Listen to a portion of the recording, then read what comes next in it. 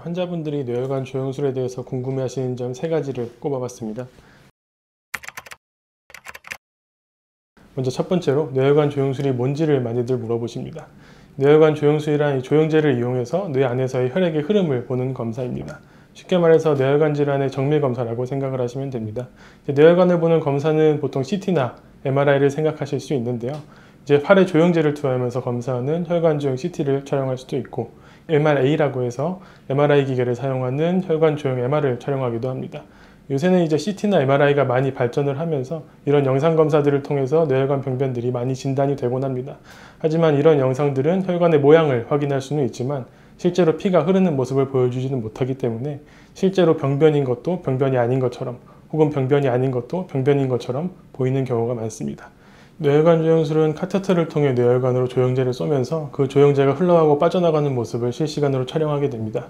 그 과정을 통해서 CT나 MRA에서는 보이지 않던 병변이 확인되기도 하고, 보이던 병변의 모습을 조금 더 정확하게 확인할 수 있습니다.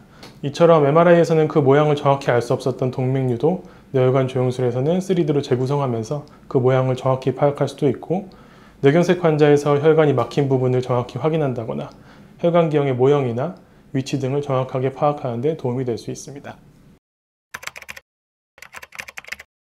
두 번째로, 이 뇌혈관 조영술을 꼭 해야 하는 사람이 있는지 환자분들이 여쭤보십니다. 저희가 뇌혈관 조영술을 권하는 경우는 크게 3가지가 있고요. 첫 번째로, 병변이 있을 때 수술의 방법을 결정하기 위한 목적으로 뇌혈관 조영술을 시행하게 됩니다. 흔히 뇌 동맥류나 뇌혈관 기형, 뇌혈관 협착 등이 있을 때 뇌혈관 조영술을 시행하게 되는데요. 이런 질병들은 옛날에는 개두술을 통해서 수술을 했던 병변들입니다. 하지만 최근에는 수술 방법이나 수술 기구들이 발전을 하면서 혈관내 수술을 통해서 치료를 할 수 있게 되었습니다. 그럼에도 불구하고 꼭 개두술이 필요한 경우도 있고, 개두술이 오히려 합병증을 더 많이 유발하는 경우도 있습니다. 때문에 CT나 MRI로 병변이 발견되었을 경우 뇌혈관 조영술을 통해서 어떤 수술을 진행을 할지 수술의 방법을 결정하게 됩니다. 둘째로, 병변이 있을 것으로 예상되나 다른 방법으로는 병변이 확인되지 않은 경우입니다. 흔히 뇌출혈이나 뇌경색 혹은 어떠한 증상이 있어서 내원했을 경우가 이 경우에 해당합니다. 이 경우 우선적으로 CT나 MRI를 촬영하게 되고, 그 영상을 보았을 때 의사들은 경험적으로 어떠한 병변이 있을 것으로 예상을 하는데, 실제로 CT나 MRI에서는 혈관 병변이 나오지 않는 경우가 있습니다. 이런 경우에 저희는 뇌혈관 조영술을 통해서 뇌혈관 병변이 있는지 혹은 없는지를 확진을 하게 됩니다.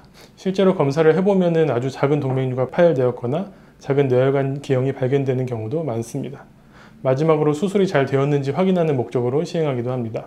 이 경우는 수술 전 미리 보호자분이나 환자분들한테 설명을 하고 진행을 할 거고요. 그 뇌혈관 문합술이나 동맥류 수술 이후 수술이 잘 되었는지 확인하는 목적으로 뇌혈관 조영술을 시행하게 됩니다. 세 번째로, 그럼 뇌혈관 조영술이 수술인지를 여쭤보시는 분들이 계십니다. 뇌혈관 조영술은 수술보다는 검사에 가깝습니다.